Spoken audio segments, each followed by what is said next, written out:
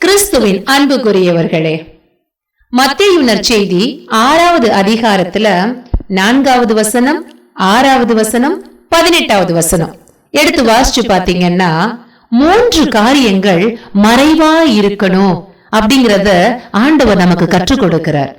எது அந்த 3 காரியம்? தர்மம் செய்வது, ஜெபம் செய்வது, நோன்பு இருப்பது. இந்த 3மே மறைவா இருக்க வேண்டும். அப்பொழுது மறைவா இருக்கிறதே காண்கிற உங்கள் வானக தந்தை உங்களுக்கு கைமாறு அளிப்பார் அப்படின்னு பைபிள்ல இருக்கு.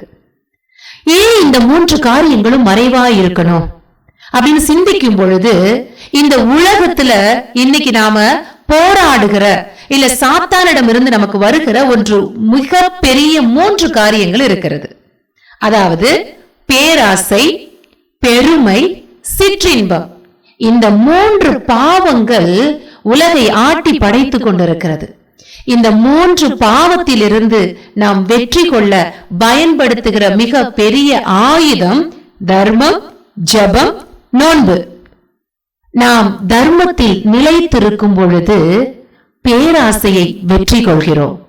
ஜெபத்தில் நிலைத்திருக்கும் பொழுது பெருமையை முறியடிக்கிறோம்.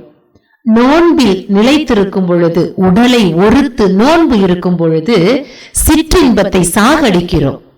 எனவே அன்புக்குரியவர்களே, தர்மம் செய்வதிலும் ஜெபத்திலும் நோன்பிருப்பதிலும் நிலைத்திருந்து உலகினுடைய காரியங்களை முறியடித்து வெற்றி பெற ஆண்டவர் நம்மோடு கூட இருக்கிறார், துணை நிற்கிறார் என்ற நம்பிக்கையோடு வாழ்வின் பயணத்தை தொடர்வோம்.